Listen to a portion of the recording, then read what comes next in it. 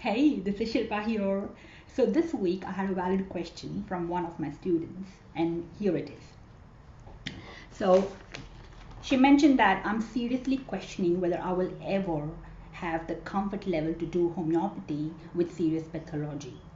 That's potentially life and death. The thought that I would harm someone by doing homeopathy is very disturbing and my major block right now. This struggle, to trust my training and where I am now, or believe that whoever comes my way is what I need to work on, that's really hard for me. And I think a lot of new practitioners write to me about this, you know. And do you feel that you need more training or more experience to take on a pathological case or any kind of challenging condition that you want to work with? So, when I started my practice, I was thrown into this deep end right in the second year of my practice, where I started working at a charitable rural clinic. And here I was faced with a lot of, challenging pathological, in very intense conditions. And these were the cases that I did not ever, treat homeopathically in my Mumbai clinic.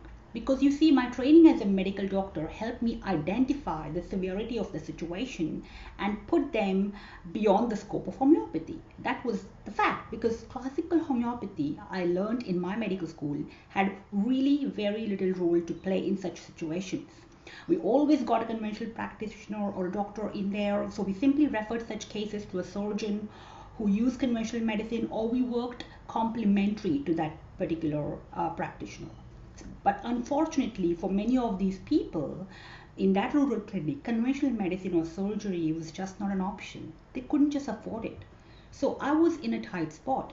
I mean, on one hand, I knew that homeopathic books documented severe cases, challenging situations, pathological conditions. They were resolved before the era of antibiotics and advanced surgeries. But the problem was, I had no idea how to use that kind of homeopathy. I was just not qualified to use anything beyond single constitutional prescriptions, therapeutics with a wait and watch approach, because I knew help was at hand. These remedies, these constitutionals, these therapeutics were miserably failing me in those situations. So at that point, the easy way was, to just simply give up and concentrate on my city clients. But it would have been a frustrating and overwhelming failure of the real potential of homeopathy. And to be very frank, I was really very, very close to giving up. I mean, but sometimes you don't know how you sort of, just stay put and you find a breakthrough in some of your worst moments. So at some point, I was reading a pathological case treated by Bonninghausen in one of his articles, and I saw him using an unconventional way of prescribing and dosing. It seemed like really trial and error, rather less trial, more error. So on another day, in another time, I would have simply overlooked this case and just justified it for lack of proper medicines in that era, or, whatever. But that day I saw it in a different light. I just thought it was a complete different kind of Bonninghausen homeopathy that I was trained at school. The Bonninghausen we were taught was completely classical, okay? So it was beyond my comfort zone, and I decided to give that approach a try because frankly I was desperate and I had nothing else to lose. So I basically modeled that approach. So I did not let my classical training, my beliefs about good and bad homeopathy come in the way. I was simply following a process that had worked, and that was all that mattered. So because I was simply leveraging from the experience and the expertise of these past masters like Bonninghausen and Boger, and I was just transferring the experience through me onto the patients. And you know what? It started working. I mean, it was not an overnight success or something, but I knew I was turning a corner, my patients were turning a corner. And that was the turning point for me, because something in me shifted that year. It completely changed me, my homeopathy, my passion, my core, my vision for homeopathy to the core. So the reason I'm telling you the story is because I know there are so many practitioners and people in the homeopathic community that are held back from starting their practice after they graduate because they think they need more credentials to start practice. Or a lot of people are held back because they think that they need more skills, more experience, more knowledge to work before they can take on certain conditions. But a lot of people are using it as an excuse. I have students who graduated, but they do not ever start practice for years. They do nothing, and all their wonderful dreams, their potential, their intention remains untapped. I mean, working with challenging cases or any specific condition that you are passionate about helping has nothing to do with your training or qualification. It's everything to do with you. You simply need to start working with the patients that you really want to help. It does not matter if you have not been trained to help certain conditions. No homeopathic school in the world will train you for specific things. I mean, you simply need to get started with them. Then you need to face your worst fears.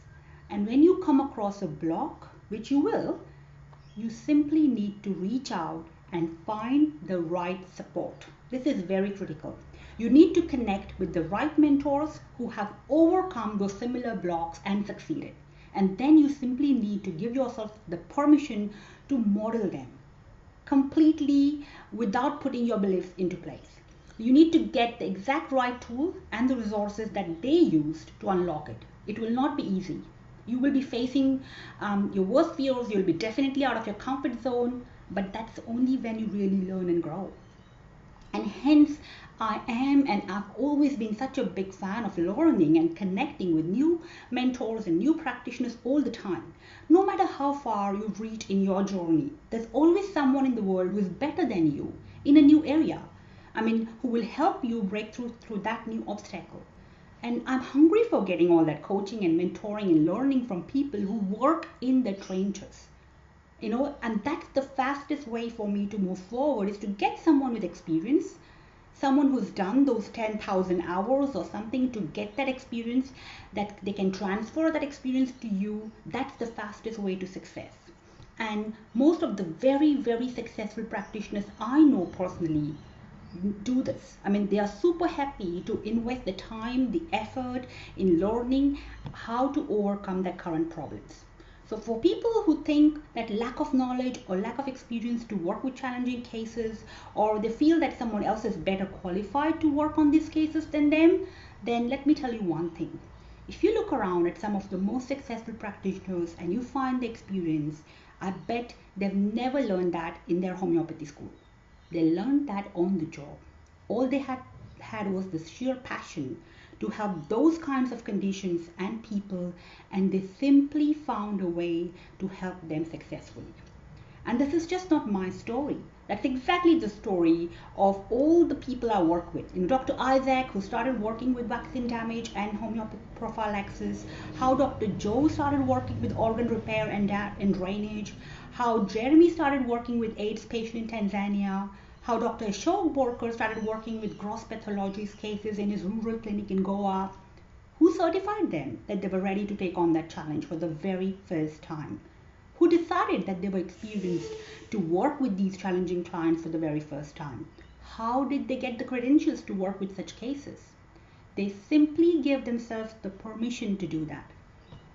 It's a little absurd when you think of that, but your client has come to you for a reason. They came to you because of you, and your unique gifts resonated with them. And if you think that you're not qualified enough to handle them, some other practitioner is better for them, then you probably are mistaken.